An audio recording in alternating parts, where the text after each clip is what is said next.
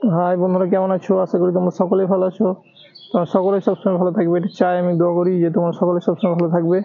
তো যাই হোক, আজকে আমি পাকিস্তানি কমলার ভিডিও আজকে আপডেট দিব। এই টাইমে গাছে আমার কি পরিমাণে জালি এসছে, তারপরে কিছু পরিচর্যা বিষয়ে সম্পূর্ণ ভিডিওটা বন্ধুরা শুরু থেকে শেষ পর্যন্ত দেখুন। আপনাদের ছাদ বাগানের জন্য কাজে লাগবে। যারা পাকিস্তানি কমলা লাগিয়েছেন বা পাকিস্তানি বাদে অন্যান্য কমলা লাগিয়েছেন তার কাজে আসবে। তো যাই হোক, ছাদ বাগানে হোক আর মাটিতে হোক অসুবিধা নাই, আমি ভিডিওটা দেখাচ্ছি। প্রথমেই এটা আমি দেখাচ্ছি, গাছটা একটু ঘুরে ঘুরে দেখে নিই, তারপরে আমি কথা বলছি। যে ফলনগুলা মোটামুটি ভালো এসছে এবছর। বিরাট পরিমাণে রোদ গরমের এর মধ্যে থেকেও যে কিছু জালি টিকে আছে এখনো, দেখলেই বোঝা যায়।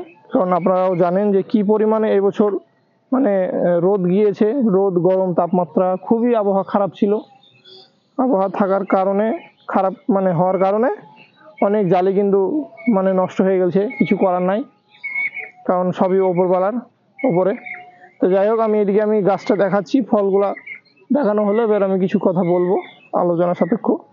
তো এখানে দেখা যাচ্ছে আপনারা কিন্তু গাছে এই টাইমে বেশি একদম অবশ্যই জলটা প্রতিদিন মেনটেন করতে হবে, নাহলে এগুলো মোটা গুঠি জালি হয়ে ঝরে যায়। জলটা অবশ্যই মেনটেন করবেন। একাধিন জল যদি দেখেন যে দিতে ভুলে আছেন, ফল কিন্তু চুপসিয়ে দেবে, সেই ফলটা কিন্তু নষ্ট হয়ে যাবে, সেটা আর জোর থাকবে না। তাই প্রতিদিন অবশ্যই জলটা দেওয়া মেনটেন করবেন। অবশ্যই যদি শুকিয়ে যায় তাই দিবে না, যদি না শুকায়, যে ভিজা ভাব থাকে, স্যাঁতসেঁতে ভাব থাকে, তাহলে জল দেওয়ার দরকার নাই। তবে বড় গাছ হলে অবশ্যই প্রতিদিন জল লাগবে, টবে বা ছাদে ঢবে ডামে থাকলে। আর মাটিতে থাকলে অসুবিধা নাই, মাটিতে থাকলে আপনার ইচ্ছা মতো যেদিন ইচ্ছে শেষ দিবেন, অসুবিধা নাই। আর টবে দিতেই হবে। তো যাই হোক, আর এবার আমি ফাঙ্গিসাইড বা বিষের ব্যাপারে বলবো। আপনারা Blitox copper, Amistar top, Antracol এগুলো মাঝে মধ্যে দিবেন এই টাইমে। ফল যেহেতু গুটি অনেক মোটা মোটা হয়ে গেছে। আর অবশ্যই বরুণটা বারবার স্প্রে করতে থাকবেন, মোটামুটি 1 মাস পর পর স্প্রে করবেন বরুণ।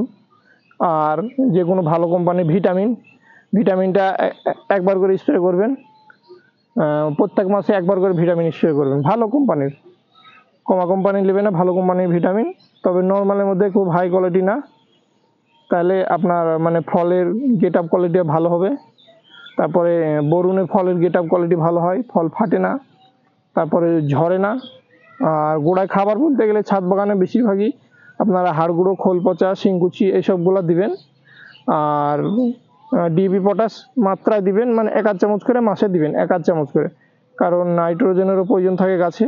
তাই ডিএপি পটাশ বা 10-26 এসবগুলো মাঝে মধ্যে দিতে থাকবেন। তবে 1/2 মাস পর পর 1/2 চামচ করে, বেশি দেওয়ার দরকার নাই, এইভাবে করবেন।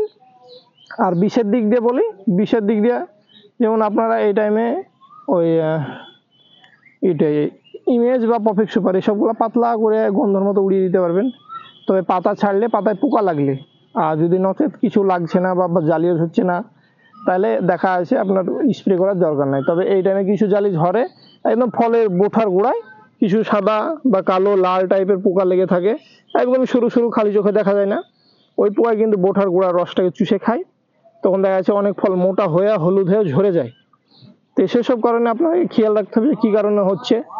যদি ওইরকম হয়, আপনারা ইমেজ বা পারফেক্ট সুপার এগুলা 1 লিটারে 1 গ্রাম করে দিয়ে গোটা গাছে পাতলা করে স্প্রে করে দিবেন।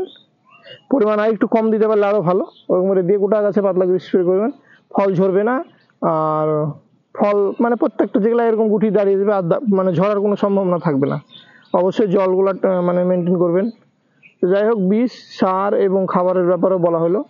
আর এই টাইমে সেরকম পরিচর্যা নাই, আকাশে জলও হচ্ছে, গাছের গেট আপ ফিগারও ভালো হবে।